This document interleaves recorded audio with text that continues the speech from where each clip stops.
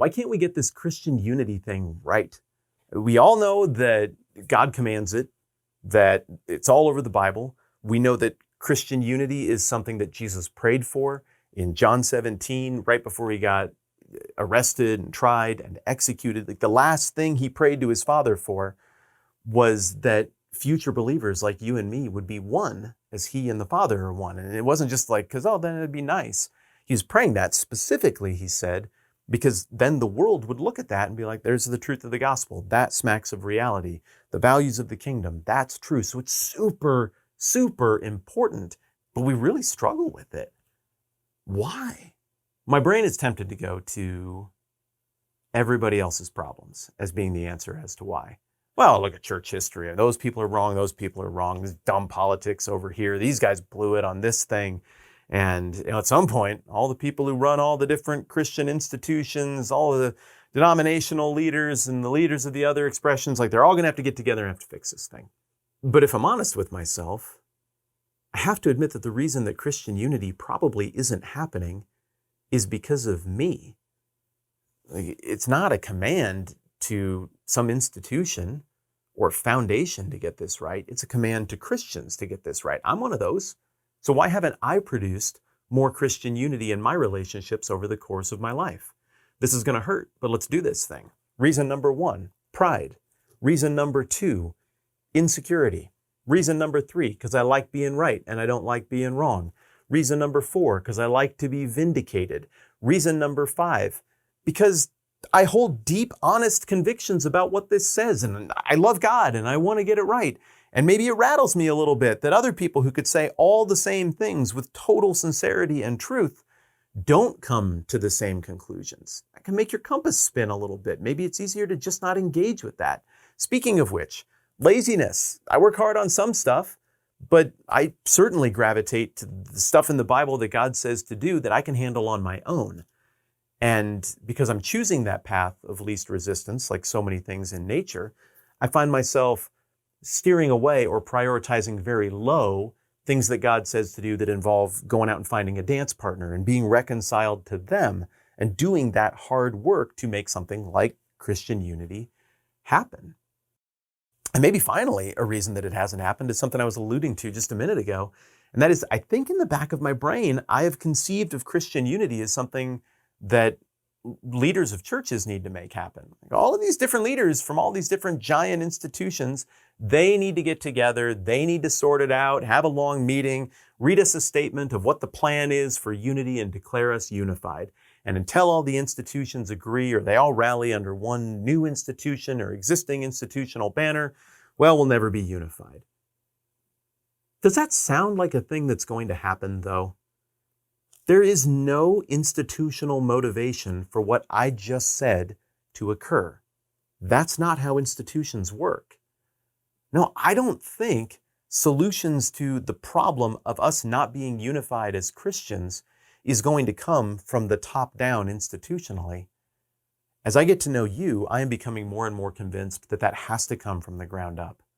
Jesus didn't command institutions that didn't yet exist to do paperwork a certain way. It's a command directed at you and me. How do we do that?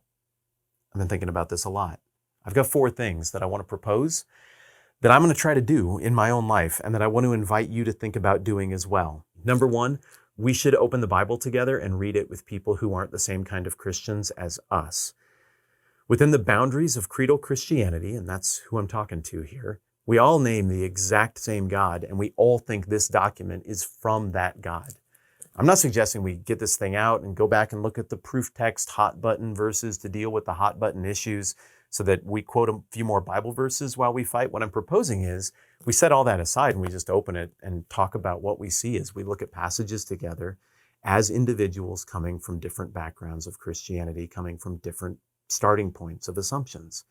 This is a simple thing we can do, but it's also a subversive thing we can do because it is a shared acknowledgement that we think there's something more authoritative than us or even our expression of Christianity, and that is the God who is king over all of this stuff. And we want to hear from him and hear from him together. Thing number 2 that we can do is to celebrate baptism together. And while I might disagree or even strongly disagree with some in terms of their read on this aspect of the Christian life and of the church, still, if somebody's getting baptized, that's a win. And I want to find a way to celebrate that with Christians, even Christians coming from a different perspective. Likewise, I think we need to take communion together. It has communion right in the name. That's not just communion with God, that's communion with each other. All Christians at least believe that this points to, at the very least, reminds us of the culminating redemptive event in all of God's redemptive plan. That it points to God in the flesh, Jesus Christ, who we agree on who that is. It points to the moment that he went to the cross and defeated sin and death, something we could not do for ourselves, but that we desperately needed done for us. This should be celebrated together. I understand that some churches have hard rules and say, nope, if you don't agree with us on exactly what this means, you can't take communion together.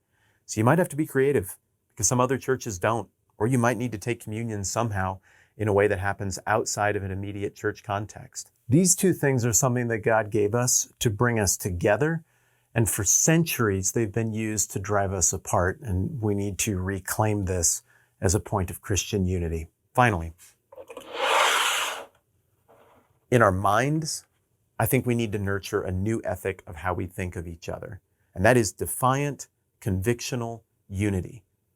You got people out there who are actively trying to, from outside the church and within the church, divide us. The defiant part says that even though that might be alluring and tempting, we're not going to do it. I will fight for unity with my fellow Christians. The convictional part is meant to be empathetic. It says, I arrived at the conclusions that I've arrived at through careful study and consideration. And of course I could be wrong, but how can I help but believe what I deeply believe? I cannot ask my neighbor to just pretend not to believe what they believe anymore, nor can they really rightly ask that of me. We got to find another way forward where we don't hide from our convictions, but where we acknowledge them, lean into them, seek to understand how a theological system might be cohesive from someone else's perspective, while ours remains cohesive from our perspective, and acknowledge that there is a grace of God for failures of the mind and failures of assent toward right theology that God has to apply to all of us because all of us are wrong about at least something.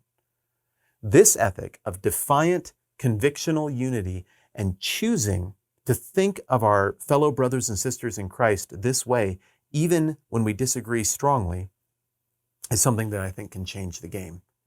Again, I don't think Christian unity is a top-down institutional proposition. I think the Bible teaches that it is a bottom-up individual Christian thing. It's a discipline, a spiritual discipline that we have to take on and choose to do as an act of obedience and submission to God, and as an act of humility and mutual submission to our brothers and sisters in Christ with whom we might not agree on every single thing. Thanks for caring about the unity of the church. It's a big proposition, but God is on our side and he wants us to do it. And I think we can figure this thing out. I appreciate you. I'm Matt. This is the 10-Minute Bible Hour. Let's do this again soon.